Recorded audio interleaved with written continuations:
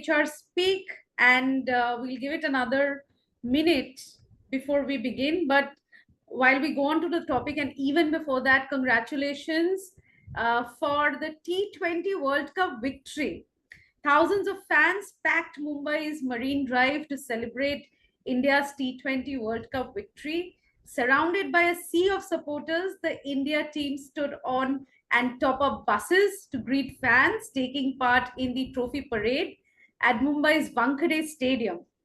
India beat South Africa in the final to win the title for the first time since the inaugural tournament in 2007, when they beat rivals Pakistan. It was also India's first men's international title since winning the 2013 Champions Trophy. So congratulations, everyone. And I'm sure both in Bombay or Calcutta or in every part that we are logging in from, we have had a great, great celebration.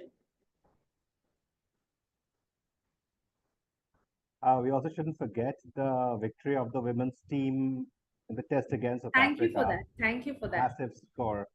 Absolutely. Absolutely. I mean, nowhere was that written, and the way it has been highlighted by leaders in different forums is phenomenal.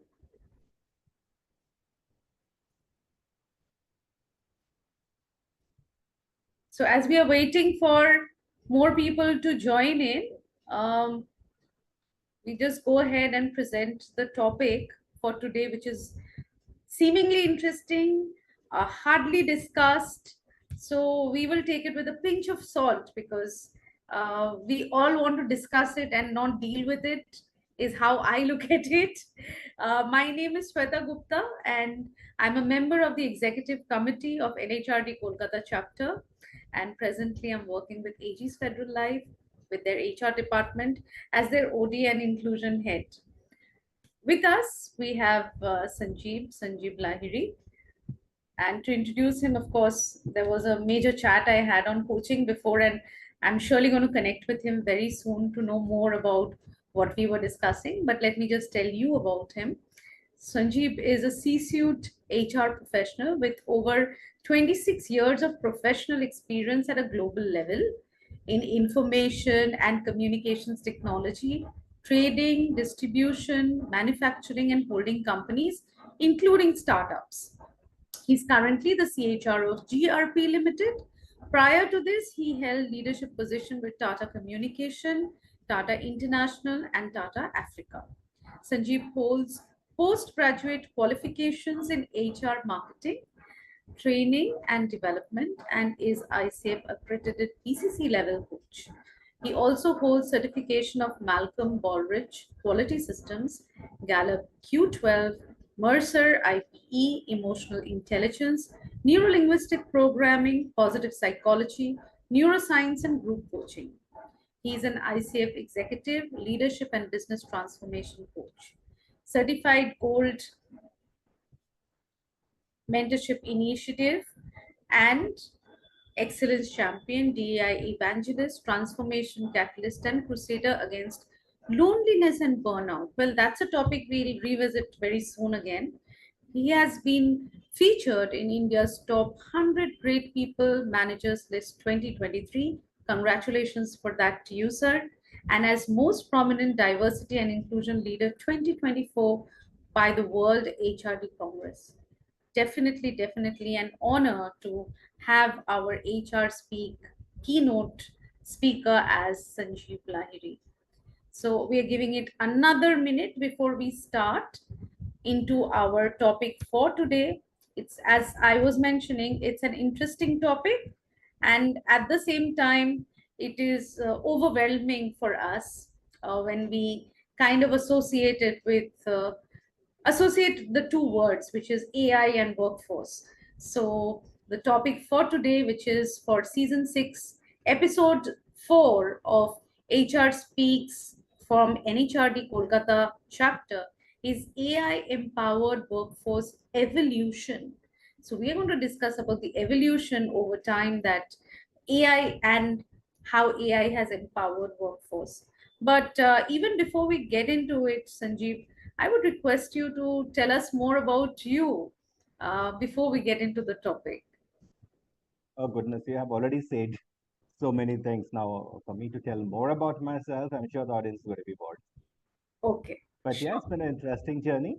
It's indeed been an interesting journey, and I always look forward to what's coming next. Sure, sure. What's coming next is the keynote for today. And getting into the topic, and even before we get into the topic, as I was mentioning to you when we got introduced for this program, is that I hardly know the topic, and so is it for a lot of us. We might know the word AI, but how does ML fit into it, or how does anything else in the technological terms that we are using? In the learning space, there is so much happening in terms of virtual reality and how we are connecting the dots of bringing in learning through uh, different kind of modes in terms of e-learning, in terms of virtual space. And similarly, what is happening in HR? How are we getting into the predictive side rather than the reactive side of HR strategy and functioning? So even before we get into that, sir, really wanted to ask you, what are the myths that we would like to burst before we get into the topic AI enabled workforce? Okay, so very quickly, I'll get into it, but then just wanted to say that I mean, immensely grateful to be a part of this conversation. Indeed a privilege. So Abhijit, Sweata, thank you guys once again. Um, I'm getting a bit nervous looking over here because I have my former teammate over here. So and even scary is that my brother is right up there. So you can understand. Because, But no, but yeah, I mean, once again, I'm sure it's going to be an amazing, I mean, a very, very interesting conversation because this is something that, as you very rightly said, that we hardly know. So goes back to ages ago when computers started coming in the, say, in the Indian workforce, right? What used to happen is people used to say that jobs are going away. Um, uh, so basically, whosoever is old at that point in time are going to lose jobs. Yep. Banks will not exist. You are from the sector, so you'll know it much better. My question to everybody is whatever we predicted at that point in time, and then came the Y2K, the world is going to fall, right? Something had happened. The heavens are definitely going to fall. Two triple zero, nothing happened. of course, of course. Exactly. So the same thing, I think all of us or most of us started hearing 2 years ago when things like AI, GI, yeah, at times the predictive indexes started making rounds. Organizations who had to, for other reasons, need to go through call them restructuring, call them redundancy, had actually said, so technology has eaten up jobs. And at so many times, I just telling this, I'm talking to the HR community. Uh, I have the opportunity to visit a lot of B schools, and so much of fear in the student community saying that we will not take HR because our jobs are going to go. I go back to the bank example to say that are banks still existing or not? So the answer is yes. My next question to that is, do they do something else other than those long queues in front of the tellers? The answer is yes. And are they have certain transactions become easier or are they happening better? Today, do you have your bank on your phone? The answer is yes. So that is what technology is. So I think the myths are very similar. Maybe I give a much longer introduction, but the myths are very similar. One of the myths that comes out, and this is coming out from Gartner, and this is a 2024 report, which once again validated what Gartner said in 2022 and 2023, that AI is a panacea. Yeah, AI or technology for that matter, AI, ML. Okay, by the way, a lot of things that we're talking about and we say with AI is actually machine learning. But Yes. yeah, so uh, that is not true. The whole myth is that technology is a solution for everything, or AI is a solution for everything, is not true. I have a little report to be which I wanted to share with all of you. I will come to that. But first thing is that AI is not a solution for everything. Can AI take away the human interface? It should not. In some cases, it may. However, if businesses really and want to step up to go to the levels where they want to be, businesses need to understand that they are nothing. Businesses or organizations are nothing without people. Full stop. Therefore, the human factor is going to remain. Now, let's not be scared about it. Yes, will we do things the way we do today? May not be. Answer is very clearly no. 3 years ago, or for that matter, before 2020, how many of us really knew the name Zoom? Skype was at his heydays, those days, right? True. Now, for whatever reason, how many of us use Skype today? You can count. Yeah. How many of other similar collaboration platforms have come on? Plenty. So therefore, it is like progression, it is like evolution. But those things of saying that this is going to create an absolute disruption to the world, it's not going to create that. It's better to be open and adopt it the way it comes. Is it going to be a fit-in solution for everything? Definitely not.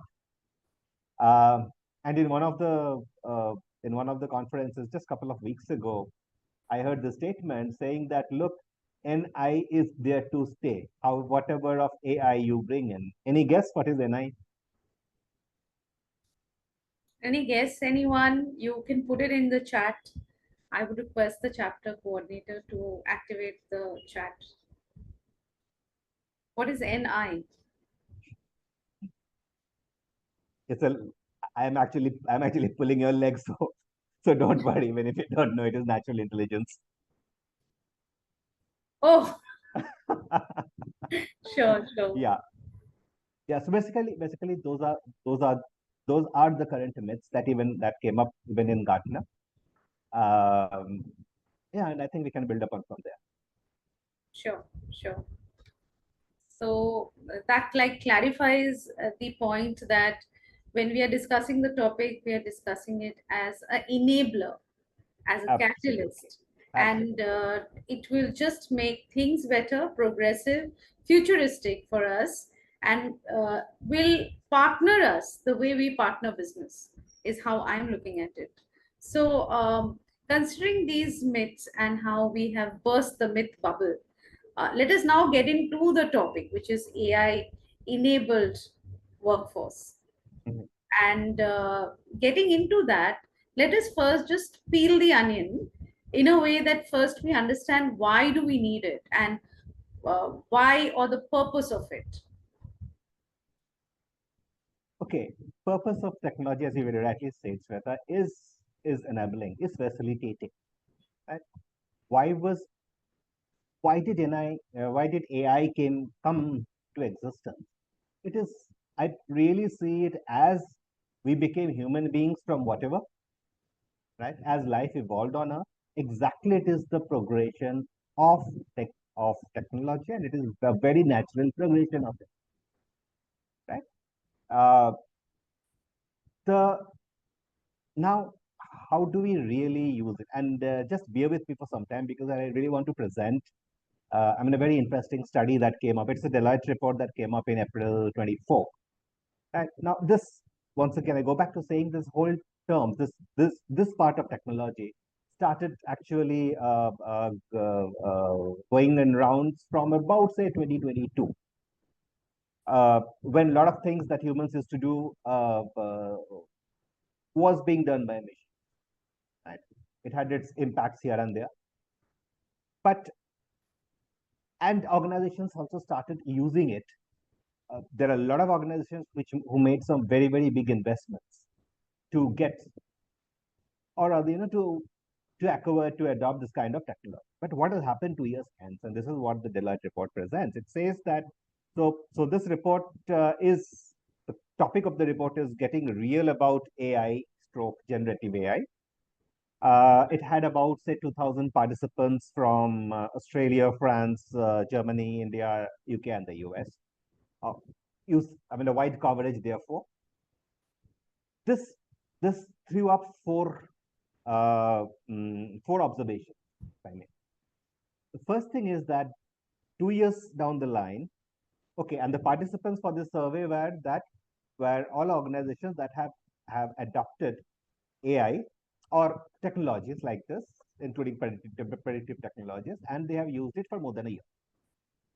So what it says is that first thing is that the organizations are really asking for the value, the ROI, right?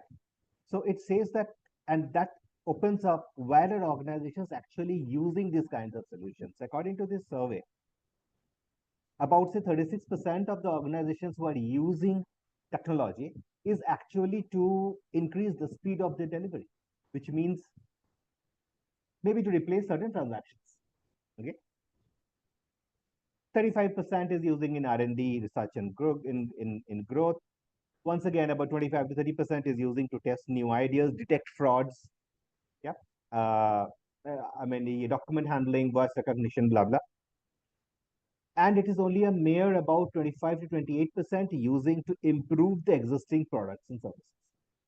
Now, this actually contradicts to the whole hypothesis then when it came up to adopting technology, because organizations adopted technology to actually improve their existing product offerings or their existing service offerings.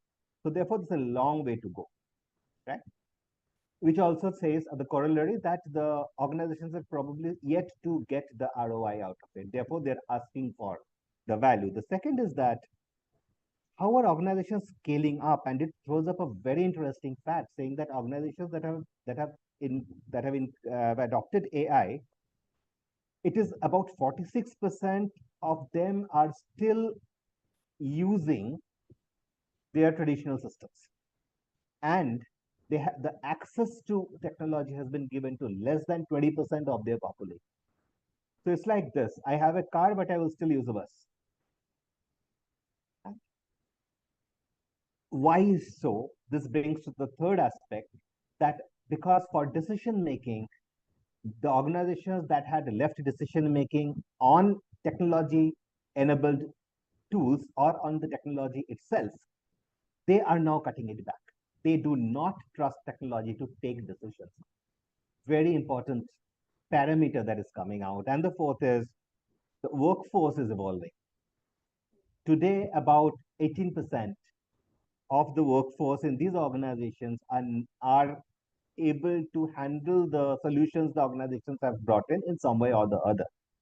The overall target is to reach about 80% in the next 2 years. So by 2026, they would want to have about 80% of their population on AI. To be able to handle the solutions, to be able to manage, monitor, work on the solutions that they have invested 2 years back, right? Which means that redesigning work processes, implementing skilling strategies, measuring it, and the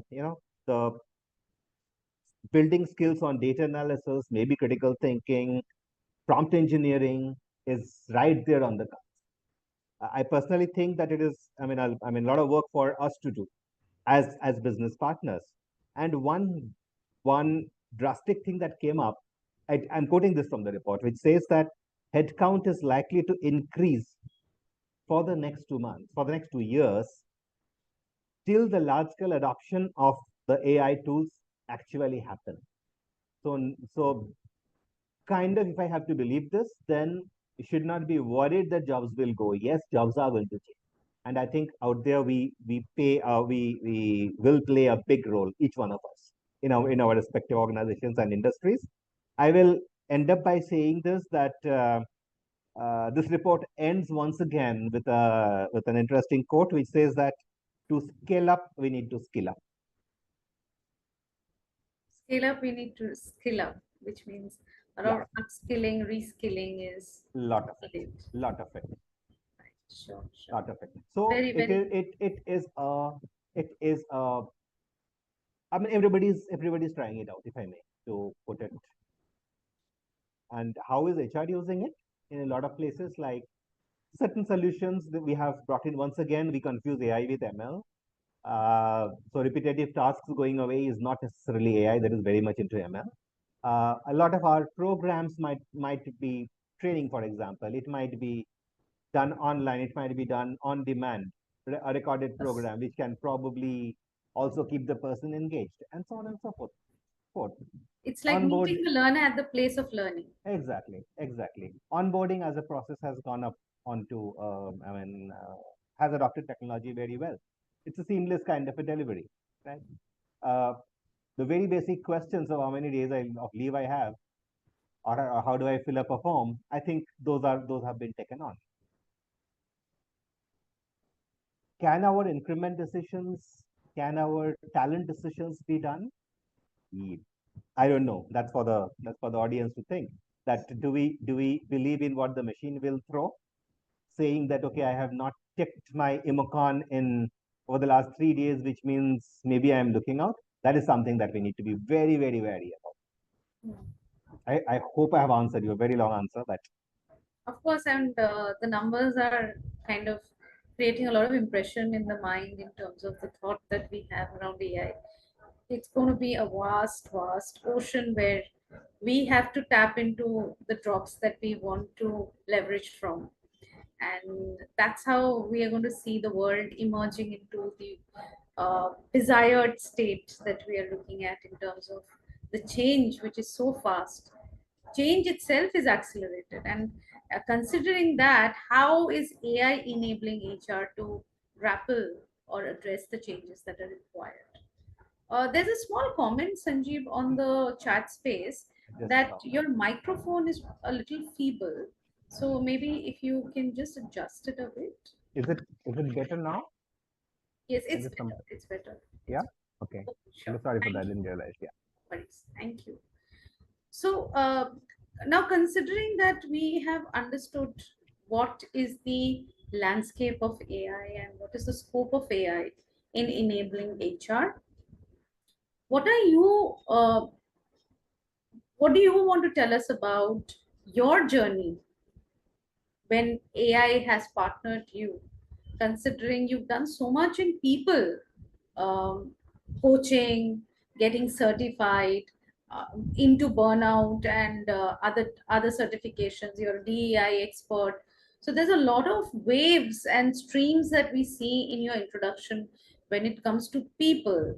And then what interests me now is how did you embed HR and AI and then leverage on these certifications to create changes or make differences in the organizations you have worked in?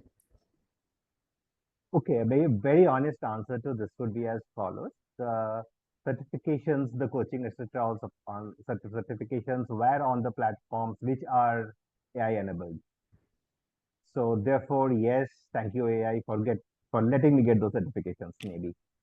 But at the same time, yes, I've been really privileged because my introduction to technology has been very, from my initial days.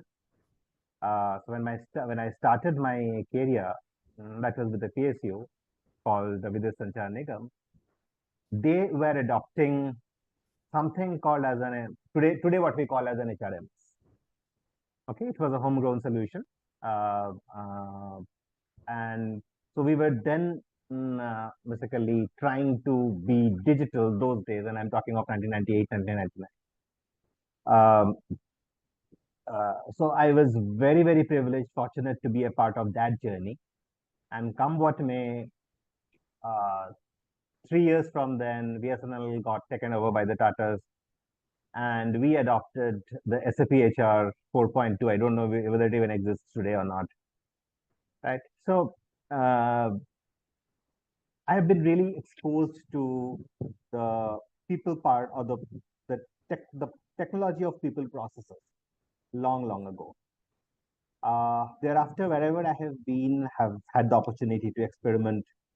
Basically, incidentally, was a part of the team that brought Success Factors into India, and yeah, an amazing journey, amazing experience there. Thereafter, we did a global implementation of Ramco. Uh, and after that, in my current organization, I'm really experimenting with some. We had done both these modules that I am working on are very, very known in the market. Not be fair for me to name them, but these are plug and play modules for organizations of our size. Right. The thing that I always believed in was really to be able to explore, to be able to adopt technology, to take away the mundane tasks. Honestly speaking, uh, uh, in my current organization, a year ago, there used to be huge queue of workers in front of the so-called time office, you know, asking only, my leave, my pay slip, my this, my that.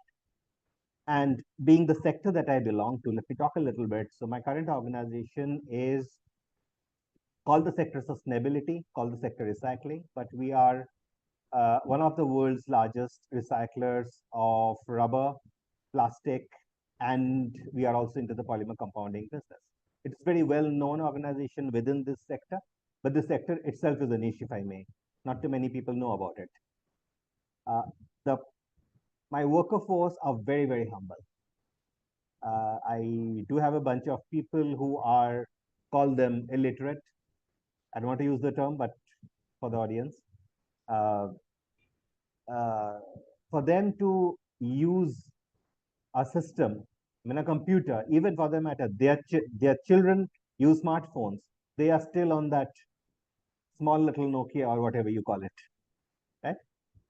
So for them to be able to use the system is indeed challenging. So the implementation that we did, it is verbal. So if you need to work from if you need to actually get your, so for example, if you're looking for your payslip, right? Hmm. You come, your face scanner identifies you. You just you just press 1, 2, or whatever it is that is on the screen, but the instruction comes to you not written, but verbally, uh, and that too in multiple languages. So um, what it has done, if not anything, it has freed up the time of my own team. And so today, if I have to really sit down, make a talent strategy, or have my people to go and run very simple, say, trainings, they have the time today. So I think it's all about using. I mean, while we go through, we can speak of plenty of other use cases. A lot of organizations. Okay, let me tell this. I mean, I'm, I was holding it back. So this organization, once again, I'm not naming them, but it's a very big name in the real estate sector, and they're an organization who are actually, they have a huge land parcel across the country, and they're selling off land parcels without a single visit to the land. Okay, so while that is the business side using AR, VR, and so on and so forth, how their HR team has implemented AI is indeed interesting. So they have emocons. See, will we, any of us, just commit investment of crores just with a phone call and seeing a land parcel on the screen or seeing a flat on the screen? Most likely not. Yeah. So like most of us, they have their emocons, their moodometers in the morning. They they take it. They actually monitor it every day. 60% of their population, of their staff strength, is into sales, and these are all virtual sales. They are all talking on the phone. Right? On a normal day, they're expected to make about 8 to 10 calls, which is talking, and say each call is supposed to be for an hour, but it can be more. So at least say 12 to 14 hours of talking. Okay, and conversion rate is less than 1% for the sector they are. Uh, what they have done, they okay, and all the calls are recorded because it is very, very, it's very confidential. They target the high net worth individuals, HNIs. So a lot of personal conversation happens, personal data is shared over conversations, right? So therefore, it is extremely critical for them to maintain records, safety, and all of those. For every call, so every call is getting recorded, okay? And they also monitor, like any other sales organization, they will monitor their conversion rates. Okay? They will monitor the time of the call. Um, and they have brought these three things together: the motometer, the conversation that is happening, the conversion rate, and then the basically they measure it over a, say, a period of time, 45 days, 60 days, depending on case. And out there, they have been, and all of this is done by the machines. Okay. I can say that this person might have had some issue at home, therefore finished a call in 40 minutes. So if the call would have lasted up 10 minutes longer, they would have converted, so on and so forth. But that is the human bias can come in. So what they have done is they have they are using technology to get these algorithms out, right? What is the relationship of the call conversion rate to the quality of conversation? Now that assessment is also happening by the machines. And so basically motometer, conversation quality, conversion rate, and the overall the performance trend of the individual. Sure. What they are doing is they are now, and okay, they have now got coaches in. Yeah, they do not have psychologists or psychiatrists for that matter, and they have their coaches, and the coaches are now getting this feedback and actually seeing how can they help the person. They have, and what they some interesting anecdotes that they have shared is that they also so are able to understand the based on the quality of conversation, that what type of a conversation is actually helping them closing a deal for what kind of a people. So as the conversations are getting recorded, they are also in the back end building the profile of the client that they're talking, Sure. right? uh, an amazing way, definitely an amazing. Lot of data and information processing all happening together. Yes. And I think then how do we leverage is the plan that we as humans have to make. Yeah, And exactly. So and they've said if they're seeing that people are showing signs of burnout, or because it is tough, it hmm, is tough. Uh, the people have a lot of incentives at stake on their conversations, right? On their closing rate. So somebody who is not doing it right will lose a lot of money. That causes that stress that we were talking about. sure, sure. What happens if this does not convert? Hmm, My time is wasted, and I've also lost money. A potential earning, a potential for earning more is lost. So how, what they are doing, I'm sure it was a huge learning for me, that I think it is it is facilitating them largely in terms of business partnering. hmm, A by working with the individuals in making them more effective. sure. Okay.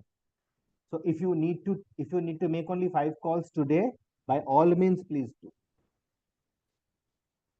Yeah, if you're not feeling well, if you don't want to talk today, do not talk.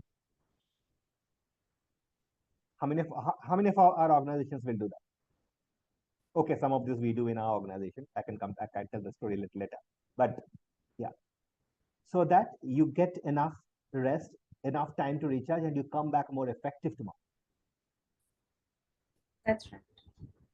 That's a very thoughtful use case that you've given. That how do we uh, create that cushion Yeah. for people and for people emotion through intelligence given by AI.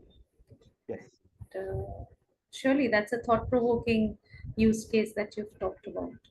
And what about using AI as an enabler in the different functions of HR?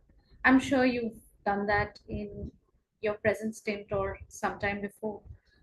in your scope of work as a CHRO, how have you leveraged AI in the different verticals that you have working with you?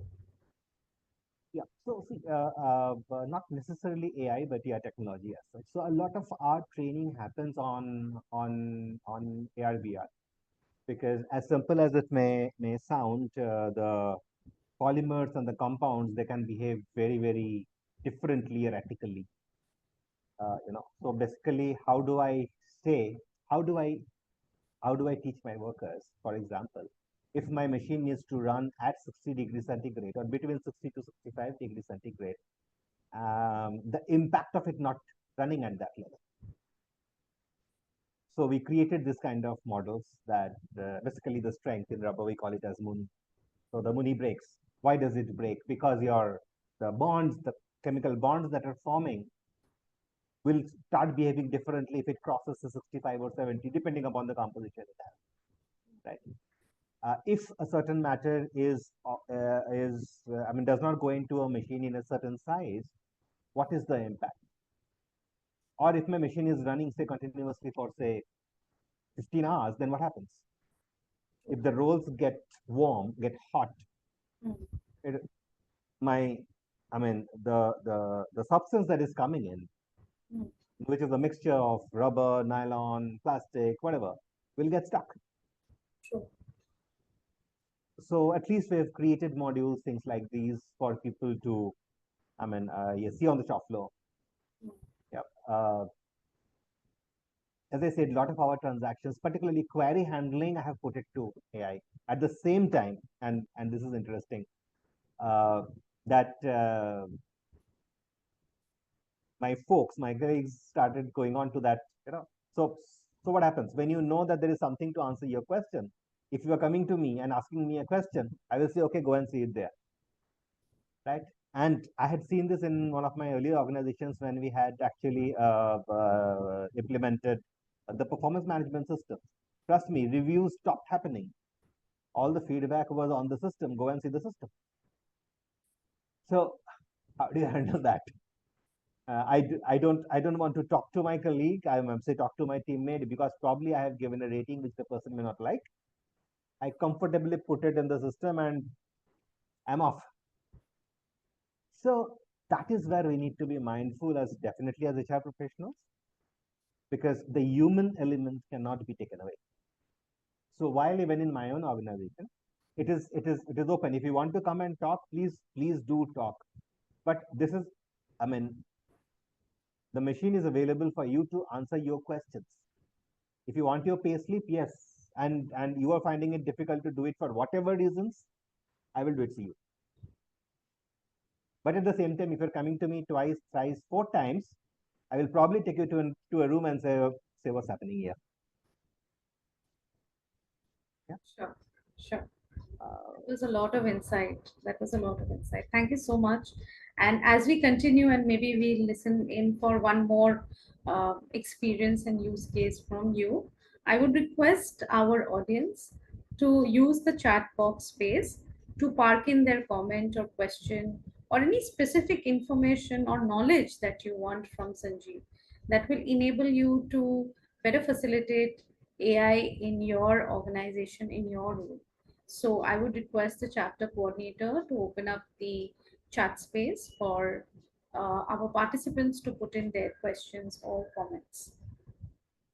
Meanwhile, we listen in for one more use case which you want to talk about in terms of how AI has facilitated the humanness in workspace.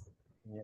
Okay. This is an example. I mean, from the coaching space. So you know, I am. I mean, just to just to build the point, I have to just say now, coaching is a very different space. It is not tutoring. It is not training. It is not mentoring. Yep. Uh, and I'm saying this once again because I know a global mentor sitting in this room. So yeah, but but coaching is a very powerful human led. intervention. Okay. However, there can be a lot of, conversations, stroke, um, information that AI can help us, right? Which at times as humans we may miss to. We should not be, because that's embedded in the whole framework of coaching. But at the same time, two is human, right?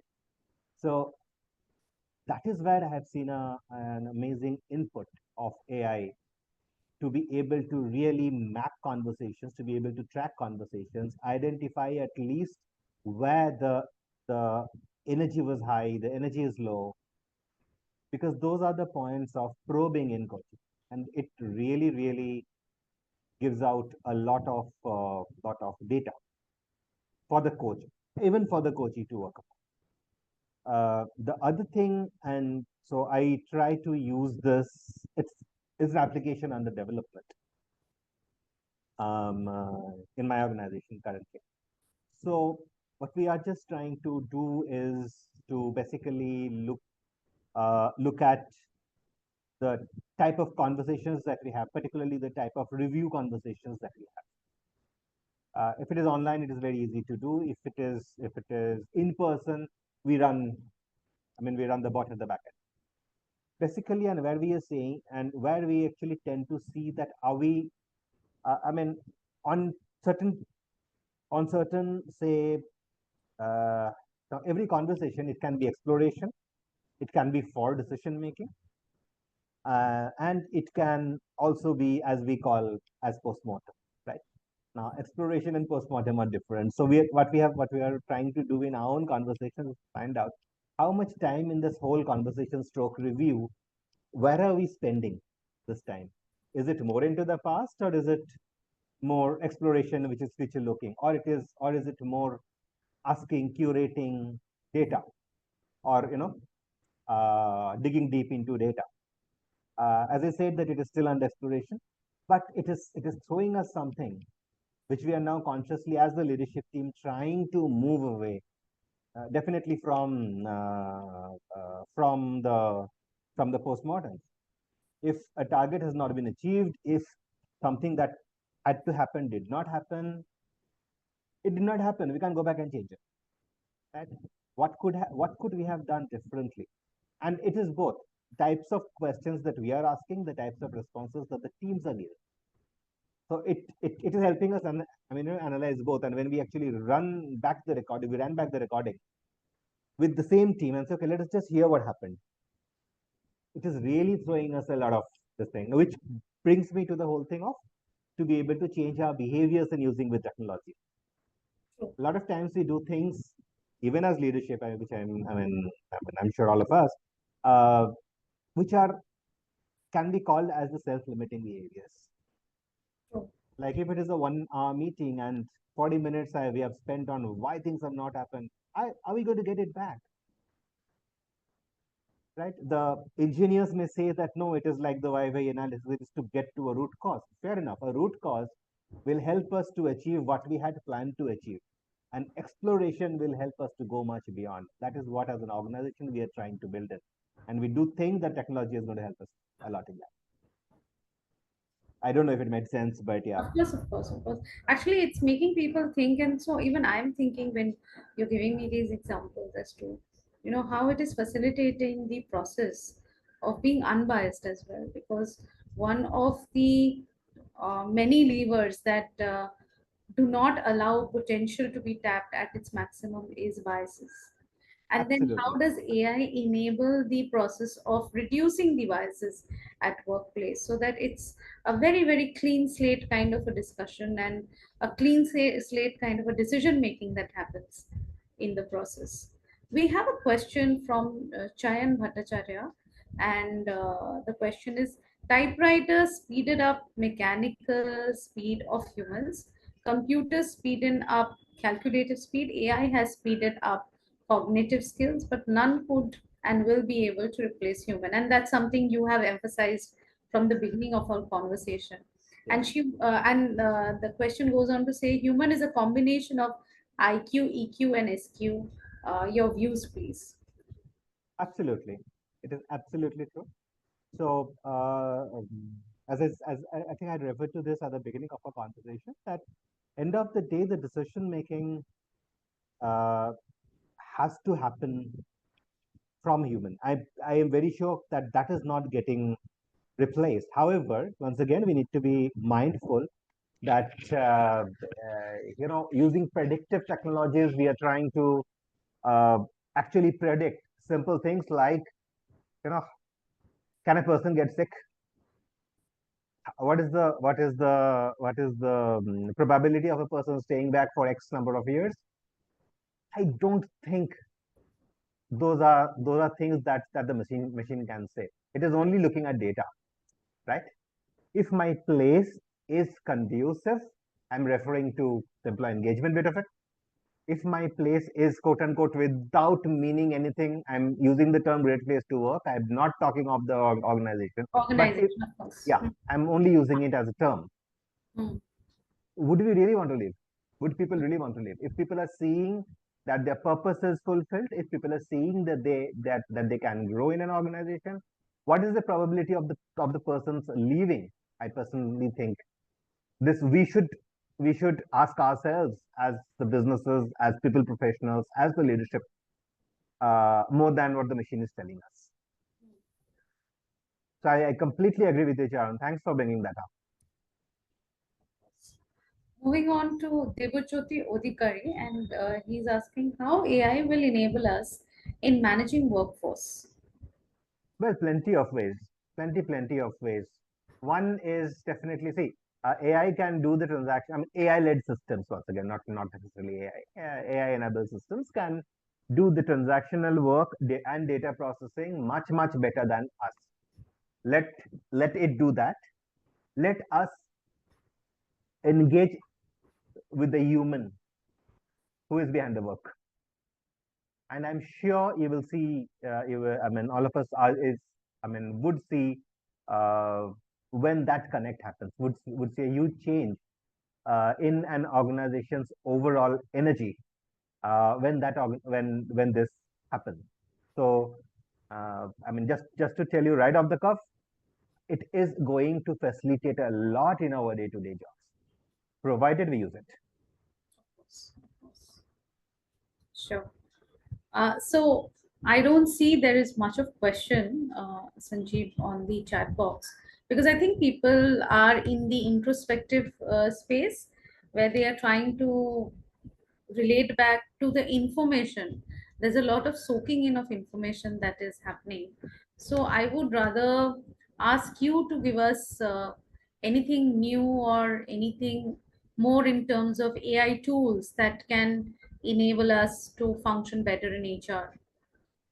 I'm a little worried now. Have I confused everybody royally? I'm No, sure not. no. It is the space of future. It is a very Indeed, it is. important topic of Indeed, it future is. of work. Yes. And when you are talking about how it is related to even humane business, which means not just tools, it keeps us thinking. And I think since it's not an explorated area of work, uh, people are now thinking in terms of how do we integrate. Yeah. Yeah. So basically, I'm tempted to give another, okay, a data point here. And this data point is from a McKinsey report that came out, I think, sometime in June, July last year, in terms of in the people processes, what is the usage of AI as such in the people processes? Very roughly. And if I can recall that, I mean, I don't have that note handy right away, but it threw up certain things that, when we are doing mass interviewing, uh, AI enabled solutions have shown to give better results in terms of the candidate match to a job, right? I am not saying if the AI is saying it's 100% match, recruit the candidate. But it is giving us that data. One. Other point is that AI has found a very big use in things of, in critical or crucial conversations, to be able to facilitate that kind of conversation. And we got some data in the DI conference, which was a part of the World HRD Congress that happened, I think, in February or March this year. It says that people who are under the DEI category, if I may, I mean LGBTQI, blah blah blah, even returnees, people who have had long illnesses and so on and so forth, kind of are finding AI or AI-enabled solutions much better than talking to a human at the time of interviews, at the time of training, at the time of their appraisals. Now, this makes me think that as human beings, are we, I mean, I don't know, I'm making a very big statement, but then are we really losing humanity not to be able to take a person the way the person is? If somebody has had an event in their life, so be it. So I think I I won't say that AI is going to make us more human. AI is giving us data to make us more human, but definitely it is probably helping us to do something which it can do better. Now, the another use case that came into my mind, and this is from the National Highway Authority of India, NHAI. So I have a good friend there who leads their HR. They have used AI, a very simple thing. It is like simple GPS tracking of where the person is. Now, what is happening is that, highway maintenance across the country is a huge job, right? And I'm sure if you have engineers over here, or we are into I mean the the PC or such a type of companies, the the maintenance of highways is very critical, crucial, but also it is an enormous task, because you have to actually map every inch of it, right? So what it is doing, and they have also run a pilot with a very interesting solution. So they have these people, and okay, now this solution, what I'm going to say, is also now being tried out in the railways, right? In the railway tracks, we see now people going on those trolleys, basically trying to see crack in the tracks and so on and so forth, or whatever. So what they have done is that they have put in an app which actually activates the mobile camera of these engineers, or these technocrats who are moving on the road. Okay. Earlier, people used to actually walk on the road. So you have to probably walk 5 kilometers and On the come back. track That itself. Yes, yes. yeah. So now what they have done is that they have put it on the mobile phones, and they have also put it in their surveillance vans. So now you are not walking 5 kilometers, but you're probably driving 25 kilometers. Oh, Okay. great. So with those cameras, uh, it is actually giving you the state of the road inch by inch, maybe millimeter by millimeter. It's actually telling you what kind of a trouble it is. Is it within the range? Is it outside the range? Whatever it is. And interesting. So this friend of mine, he says that took a lot of time. Now that is English, and that is also giving the technical terms. What if the person does not understand the technical terms? So whenever a term is thrown out, yeah, it actually says need help, and if it is needing help, it's actually then teaching you what it means. Of course. And they have integrated voice onto it. It's artificial voice, but they have integrated voice, and they have integrated language. Now, language currently is, I think, English, Hindi, Tamil, and Telugu. These are the four languages they have been able to implement on that system. But they're saying my training is happening on the go. More importantly, the work has been so easy. The productivity, therefore, has increased so many times. Sure, sure. We've got two more questions, and Yeah.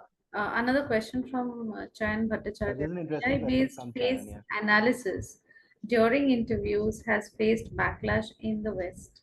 What should organization learn from this? See, the face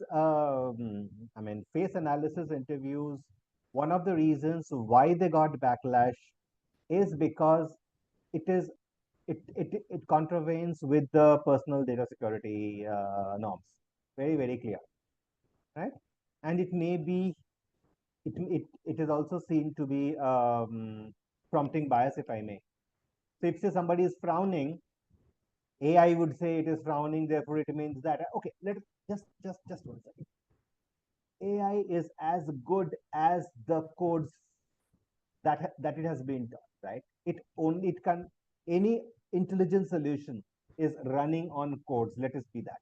Yes, it learns on the way, yeah, because it that why we call it intelligent, because it is also processing the data that it is receiving. Sure.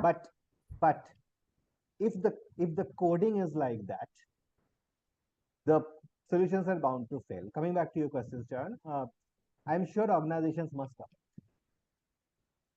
If I am having a video interview, it it does not mean that I have to do a face analysis. Not needed at all. I may still want to see the candidate. I may still want to see the body language of the candidate, whatever I am seeing in the screen, right? So completely depending on that, that has become. However, at the same time, there is a. I mean, if we are really being open enough and telling the candidates that this is what we are doing with your video, and the candidate explicitly gives concurrence, there's nothing harm doing it.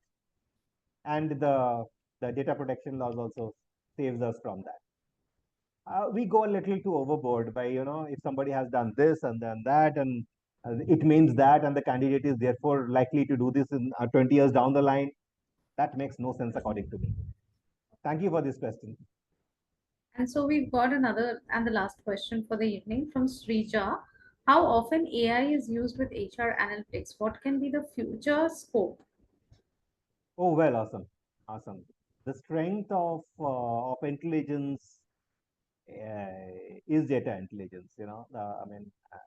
They can do a much better job than us breaking our heads over our Excels and whatever other softwares we may tend to use. So, how often HR is used? How often HR is AI is used in HR analytics? I think current day a lot of HRMSs, which gives you analytics tools, have adopted certain levels of AI. Definitely, big data, blockchain, no, they are very expensive solutions to have.